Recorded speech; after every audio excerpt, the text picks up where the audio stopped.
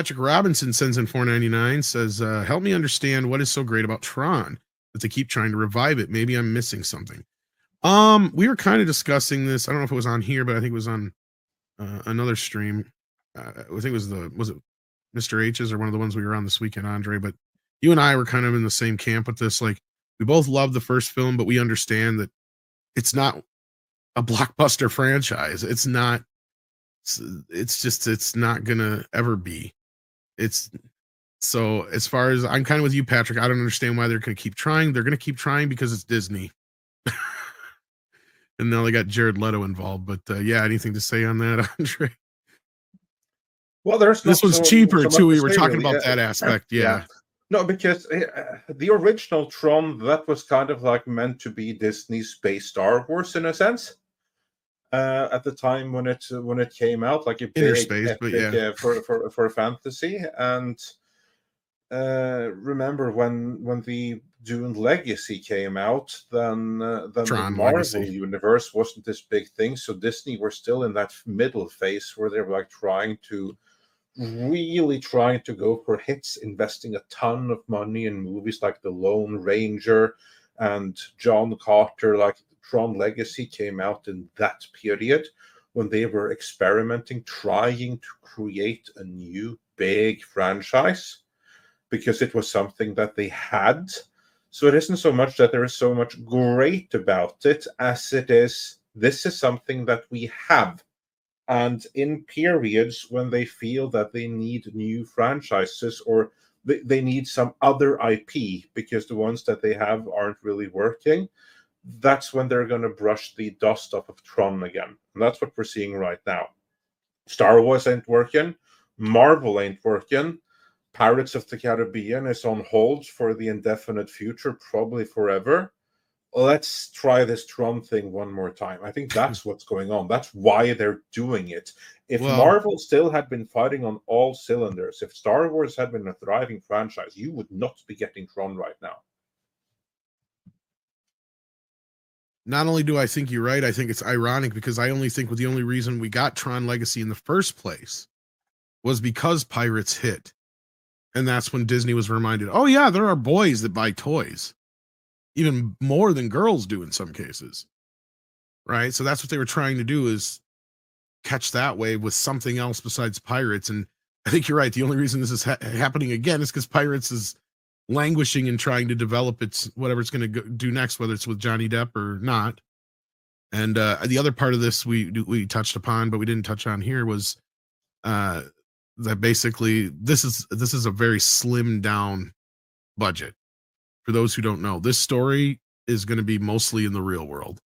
Very little, from what we've understood or been told, is going to be in the Tron world. So that's how they're doing it cheaper, if that makes sense. So it's not going to cost $200-300 million like the last one did, because with inflation or whatever it was. Yep, that's about right. But also look at the bright side. If you just need to get the score right, if they can't get Daft Punk, get someone like Daft Punk. Trent Reznor. I don't know. Trent Reznor, he's got like one or two good songs in him. Like, for instance, look at but his scores were good. Remake of A Girl with the Dragon Tattoo.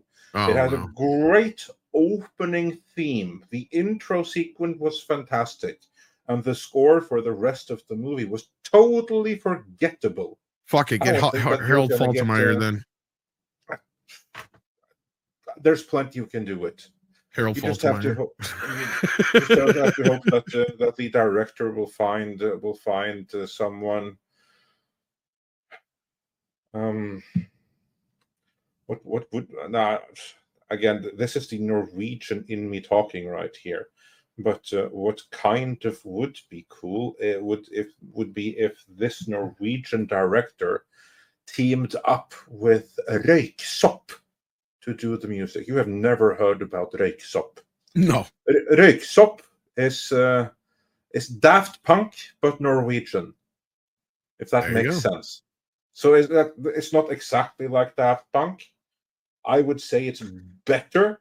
You just haven't necessarily heard about it. Junkie XL would also work. Yeah, maybe, but kind of played out. Moby is old.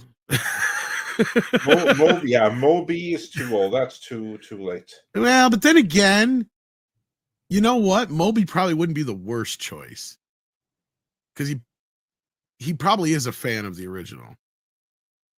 You know what I mean? Like that I could see more than Junkie XL. Junkie XL is just kind of like the flavor of the month to me. Well, it's been a flavor of the month for 20 years now. Exactly. That's the problem. Yeah, you're right. Yeah. we're going to need someone like that, but someone that's we need something new or fresh maybe too. Otherwise, we just got to go to Harold Faltermeyer. That's all there is to it. Yeah. Because is Tangerine Dream still around? Tron, Norwegian black metal version, the true cult edition. Yeah, I don't know. Anyway, I just hope that this one is going to be Wendy the DiCarlo visual feast that the previous one was. Because Wendy DiCarlo passed away. Well, there's no longer. Anyway, whatever. Moving on. This clip was taken from Midnight's Edge in the Morning, which streams live every Monday, Wednesday and Friday at 9 AM Pacific Time on the Midnight's Edge main channel. There you can send in your live questions and comments before clips and full stream replays are uploaded to Midnight's Edge live archives. We are also on Twitter, Rumble, Odyssey and Facebook, so smash that like, help share, subscribe and join us.